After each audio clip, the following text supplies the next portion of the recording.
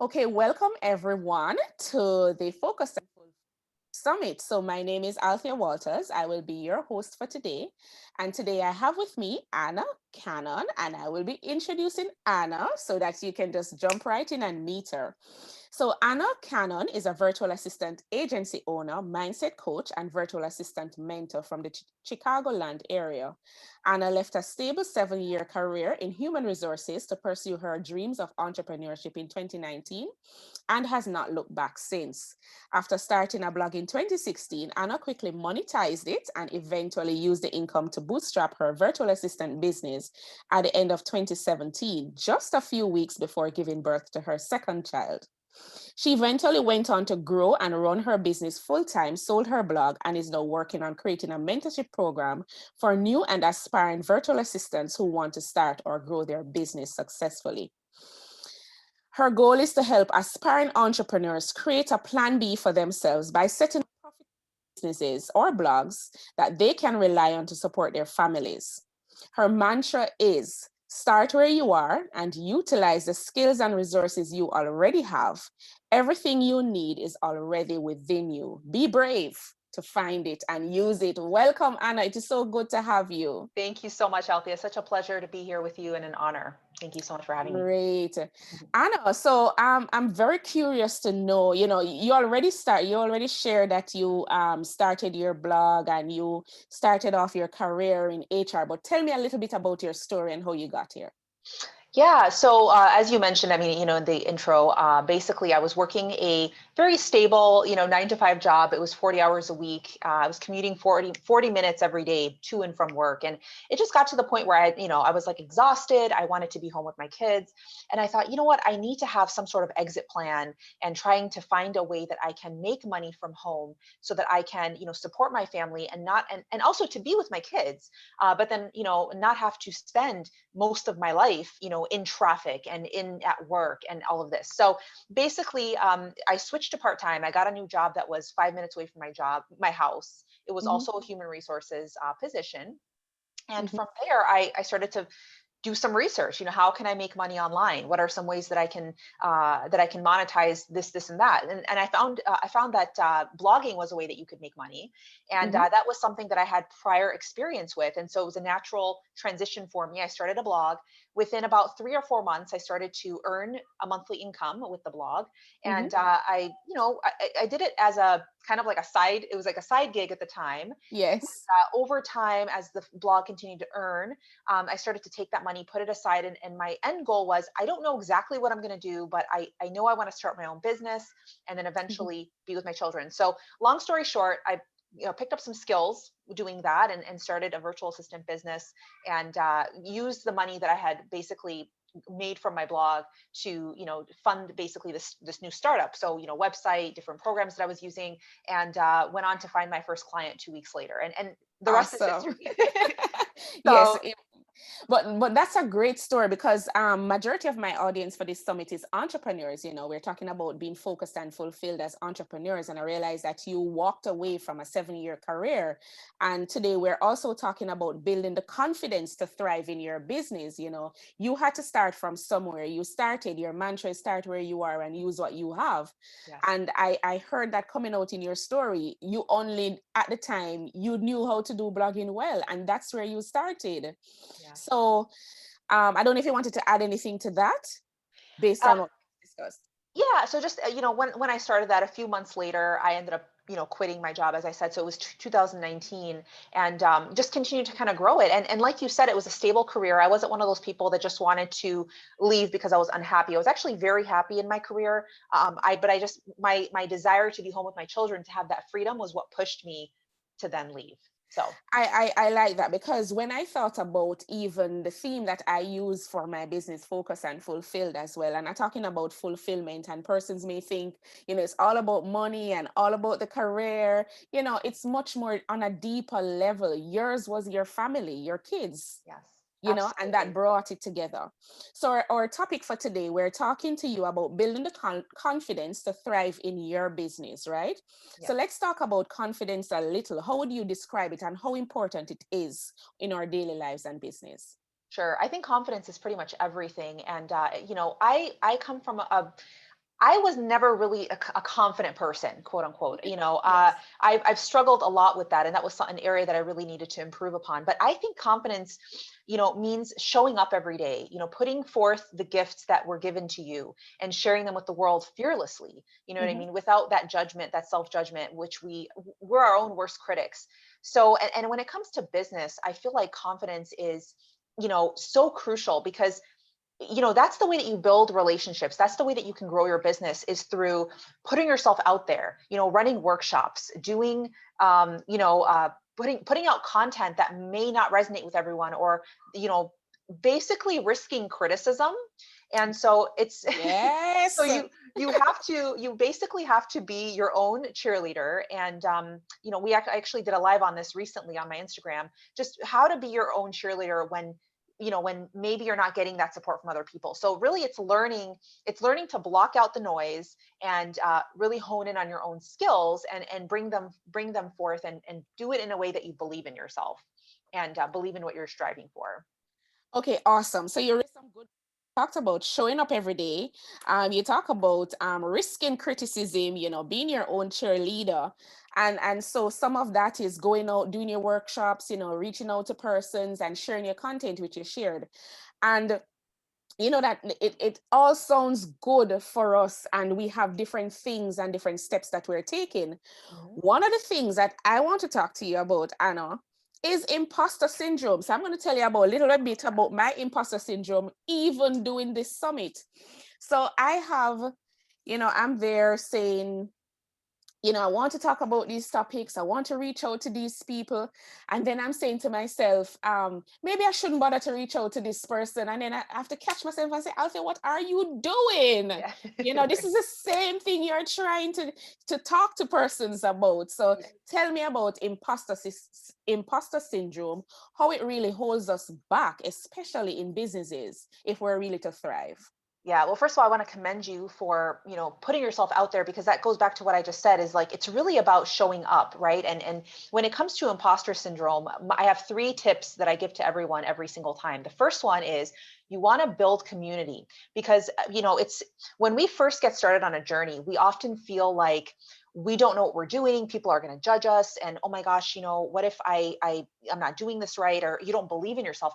But when you join a community of other people who are also on the same journey as you. So maybe going on a Facebook group, for instance, doing a quick search. So for me, I'm a part of a couple of groups. There's a introverted entrepreneurs group, so I Okay. join in there and I engage with other people in there. I'm part of a startup group, so new business owners. And then I'm formally, and you know what, you can also join a mastermind. And if you can't afford to join a mastermind, form your own mastermind. Find some of these people from the group. Of course, read the group rules, see if you can reach out to people. Some groups don't allow you to do that. And start that networking process. And Mhm. the other 2 things I would say is, always keep your skills front and center in your mind. Mhm. Always know what it is that you do well. What do people praise you for? What are those things? And remind yourself about those things every single day. And that's really going to help you to build your confidence. It's going to constantly remind you, just like how we take a shower every day, we have to renew our mind every day. And that means renewing our confidence, our raising our spirits and all that kind of stuff. And then finally, the third thing that I would say is show up even when you're afraid. So I would I say that's, like that. yeah, right. Even when you don't feel like showing up, maybe you're feeling really crappy about yourself. Like I have those days almost every single day. I have to push myself. I spoke at a conference 2 years ago. I was literally a mess. I was shaking. I didn't even know how. But once I started to talk, I realized, I'm like, what, I'm prepared for this. I can do Mhm. this. And then it gave me the confidence that I needed to then, sign up for another conference and talk with Yes. more. So it's a snowball effect, and it honestly starts with our minds, and Right, we exactly. build into Because it. I was just going to say that, our mindset is what causes that imposter syndrome. We Yes. tell ourselves that we may not be good enough. Somebody out there may have something better to say than me. Imagine, you going to that conference. If it is that you didn't show up, you really wouldn't have gotten the confidence to do another conference. And so those things are really commendable, but it's not very easy. for some of us, you know. Right. So these tips that you have shared in terms of building your community, joining different mastermind groups, etc., keeping your skills front and center, and show up even when you don't feel like it. Just put on a little makeup or your nice outfit, you know, Yes. buy yourself something nice so that you can get in the frame of mind. So those tips are great. So we're talking about building the confidence in your business. And what is it that confidence can really do for us as entrepreneurs to thrive? On the other side of it, you know, we're talking about confidence. It sounds like mushy stuff, you know, but at the end game, what does that really mean for our businesses? Yeah, well, for me, it means growth, building the connections, right? Because when we feel confident, we can connect with other people. And as I mentioned earlier, if we're running workshops, for instance, or we're doing training, depending on what area of business you're in, making sales calls, getting on the phone, making some sales calls, reaching out, via email, whatever it is, it's going to help you take your business to the next level because if you don't believe in yourself, then other people won't believe in you either. They can sense that. Yes. So it's really about looking at your skills and seeing what you do well, believing in your message, believing in your product, your service, and then having that confidence to share it with the world, and however you choose to do that. So I would say Yeah, so. awesome. Because, you know, and then those things are going to translate into the revenues that we need. Yes, So, absolutely. you know, imagine you not showing up to make those sales calls, to connect with your audience, to keep those workshops, to do those trainings, whatever it is. You know, Yes. those things are important. So it may sound like on the soft side, but as we know, these are the softer skills and competencies that will hold us back from really thriving in our Yes, business. All right, so absolutely. we're on the Focused and Fulfilled Summit, and I really want to hear from you. What is like one non-negotiable habit that you have that keeps you focused? Yeah, so for me, it's just always reminding myself of what my vision is, keeping my vision front and center in my mind and reviewing it on a daily basis. Because I think a lot of times we get lost and we we forget what we're working towards and what's That's what's true. our core driving factor. And so, keeping that in the front of my mind constantly. So whether it's, some people do the vision board thing, some people have, like they have notes that they look at, some people, whatever it is that makes you it reminds you of what you want to accomplish. For me, it's just reviewing what my goal is. What's my end goal with this, and Mhm. every day making sure that I give my best based on, did I do the things today that are going to get me closer to what my goal is. And so I would say that, I don't know if that counts as a habit, but I think just keep thinking about those things every day. It's a good practice. It's a very good practice and a very good reminder that, you know, keeping those things front and center so that you don't get derailed, because there are so many distractions in this world. Yes. We can agree that there are so many distractions, and you know, even you may see other people doing things out there, not that you wouldn't try, but if you don't have your vision right in front of you and all of those plans, you can get derailed. So that's a very good one to share with us. So I know you started your journey in 2019 officially. Yes. 2019. What is one thing that you wish you knew right at the beginning instead of learning it right now, right at the beginning, that would have helped you in your business? Oh yeah, that's a really good question. I would say for me, it's just, if I could go back in time, I would say, failure is part of the process. You have to allow yourself to make mistakes because oftentimes it stalls us when we think, okay, well, if I try this thing, whatever it is, I need for it to work. If it doesn't work, people are going to laugh at me. People are going to say this about me. I'm going to need to go back to my corporate job. But really at the end of the day is, you really have to it goes back to that confidence, you know what I mean, and having the confidence to kind of go for it. So yeah, so I would say that that would be the biggest thing for me. Right. So failure is a part of the process. Yeah. And you know, that's a good tip, because many of us as entrepreneurs, we would have started more than one things. We would have tried more than things. Yes. And a part of it is that the things that we're doing now sometimes are stepping stone to do something greater, to do something Yes. bigger. So Yes. even if we failed, it's not like, you know, we totally failed, you know, Right. all in itself. Something, you learn something in the process, because failure is really learning. Yes, absolutely. And that failure, whatever it is that you're taking from that failure, if you're applying it to the next thing that you're doing, then you haven't really failed. You know what I mean? It's just part of that learning process. And in entrepreneurship, you are going to fail a lot. And each time you do that, it's going to get you one step closer to, like you said, getting to where you're supposed to be and where your journey is supposed to lead you, basically. So, Yes. And I'm grateful for all the failures that I've tried. I've tried the different things. I've gone into different industries. I'm yeah, now in an industry that I love, which is training and coaching of awesome. productivity and organization of business operations, etc. So the learning that you get will build you up and build up your confidence to go bigger. Yes. Yes. So we're in a brand new year, and persons are looking for motivation. They're looking for guidance and tips.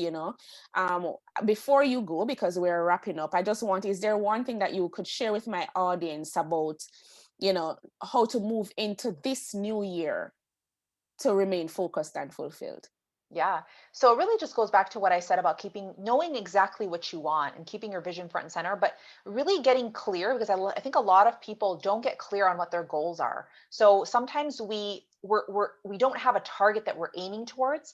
And so, sitting down and really thinking about, what is my end goal with all of this? And when you know what your end goal is, it's going to help you to hit that target more easier, and it's going to help you stay focused along the way, because you actually have something that you're striving for that's more tangible and that you can recognize. So I would say keeping your vision front and center for sure, and reviewing it often. Yeah, that's awesome. Um, that is actually, I think, even though persons may hear the word and it may sound very cliche, it is so important. It is so Yes. important, Yeah. even redefining what the vision looks like, because sometimes you may just see it this way Hmm. versus another way, and having that even at this point in time where you can refresh yourself as to what is it that you want to achieve, and your major objective is very good. So I believe my audience would really, really appreciate what you have shared. Anna, you touched on so many things. We talked about, confidence, imposter syndrome, the lessons that persons can learn during entrepreneurship, how you actually went through your journey and how you started, which is actually an inspiration. Many Thank you. persons would have walked away from career jobs, seasoned career jobs, because probably they felt, that there's much more out there for them to do, and they probably don't feel fulfilled. But you walked away for personal, family reasons, which is really, really commendable. A lot of us Thank wish you. we had the courage that you had. Thank you. Thank you. Well, anyone can do it if they just stay focused and, just believe in themselves, honestly. Yes, that's awesome. So Anna, tell my audience how we can find you. Yeah, sure. So you can actually find me on Instagram. That's my biggest platform, I would say, right now. It's Ana Canon Inspires is the name of my profile, is my handle. I'm also on Twitter, Ana Canon, and on Facebook as well, Ana Canon. So facebook.com/Ana Canon. Okay, awesome, awesome. So Anna, I really want to thank you so much for joining me on the Focus and Fulfill Summit. I mean, you have spoken to us about in the confidence to thrive in your business. You shared with us tips to get over imposter syndrome, tips to build our confidence, and all of these are really necessary and relevant for us. It has been an amazing conversation, and thank you, thank you, thank you so much again, Anna. Thank you, Althea. The pleasure is all mine. Great.